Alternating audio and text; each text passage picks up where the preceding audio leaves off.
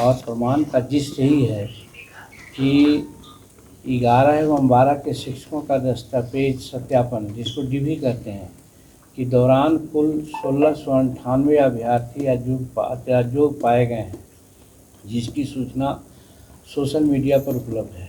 नियम है कि परीक्षाएं होती है, परीक्षा फार्म भरा जाता है, जिनका फार्म ठीक नहीं होता है उनको अयोग्य घोषित कर दिया जाता है। अब आप यहाँ रिजल्ट घोषित हो जाने के बाद उनके दस्तावेज को पुनः आप वेरिफिकेशन करवाते हैं और सत्यापित कराते हैं, ये क्या मतलब है? कहेंगे सबूत है हमारे पास, ये काफ़ी धांधली हुई है। इस धांधली को सुधार करना चाहिए और सुधार करने के बजाय फिर सुनते हैं कि डेट उन्होंने तय कर लिया है कि अमुक डेट से परीक्षा होगी। तो कि मेरा कहने का मतलब कि जिस प्रकार से पहले परीक्षा आप लिया है उसी प्रकार से फिर परीक्षा लीजिएगा, उसी पर क्या अनियमितता होगी।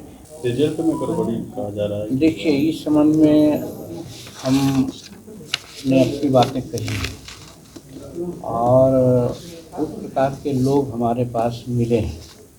हमारे पास कुछ जदयू के साथी और लोग बोलते हैं कि जीतन मांझी ऐसे ही बोलते हैं, प्रमाण दें। तो हमारे पास प्रमाण है और प्रमाण का जिस यही है कि 11 एवं 12 के शिक्षकों का दस्तावेज सत्यापन, जिसको डीवी कहते हैं, के दौरान कुल 1698 अभ्यर्थी अयोग्य पाए गए हैं, जिसकी सूचना सोशल मीडिया पर उपलब्ध है।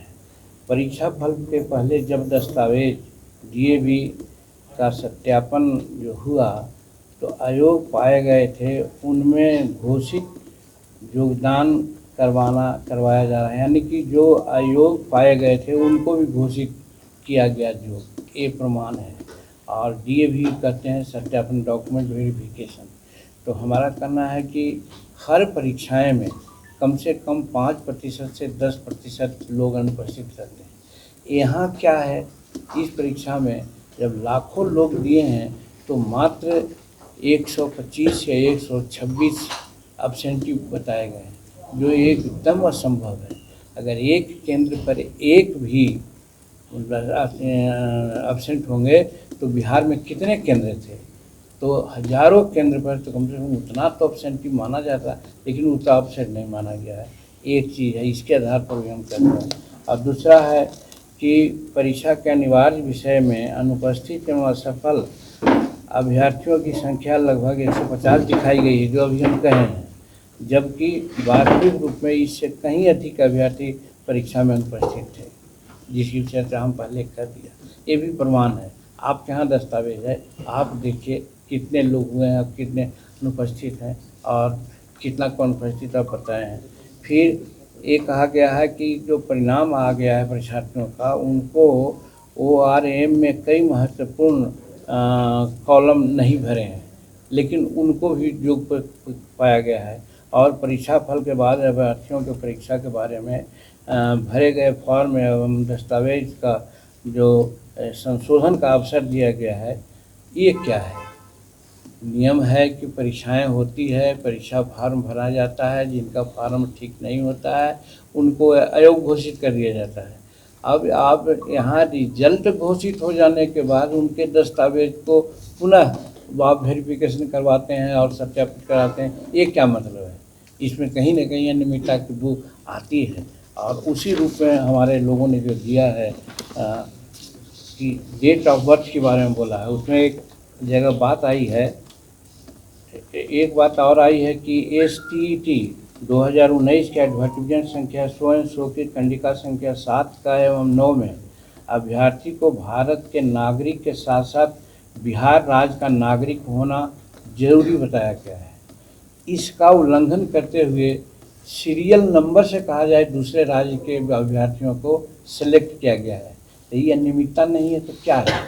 इसी को हम कहते हैं कि कहीं ना कहीं ये किया गया है। दूसरा चीज़ में है कि STET 219 में सम्मिलित होने की आयु 1/8/98 के पूर्व की थी, जबकि इसके बाद जन्म लिए अभ्यर्थी मेधा सूची में शामिल किए गए। समझी गई बात हमारी कि हमारी बात ये नहीं है। STET 2019 में सम्मिलित होने की आयु 1/8/98 1998 की पूर्व की थी, एडवर्टीजमेंट की बात थी। और इसमें जो बहाल किया गया है उसके बाद में जन्म लिए हुए लोगों को मेधा सूची में शामिल किया गया है। ये प्रमाण नहीं तो और क्या है, एक चीज़ है।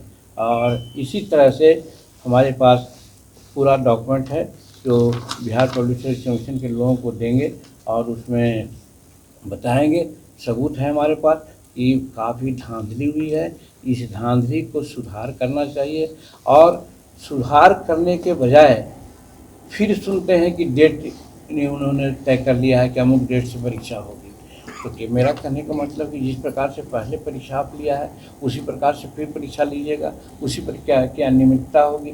इसीलिए हम समझते हैं कि ये अन्याय हुआ है। और एक चीज़ और है, माननीय उच्च न्यायालय पटना का आदेशानुसार बिहार पब्लिक सर्विस कमीशन में TRE एडवर्टीजमेंट 26/2023 के में सिर्फ संगीत विषय के अभ्यर्थियों को STET 203 में उत्तीर्ण प्रमाण पत्र जो वेरीफाई कॉपी का योग माना गया है, माने उस डेट के बाद माना गया है, और बाकी सबको नहीं माना गया है। लेकिन इसी संगीत टीचर के जो अर्हता दिखलाई गई है उसी के अनुरूप मान करके दूसरों को भी दिया गया है। उसमें देखिए अनुलग्न 12 में उसका नाम दिया गया है।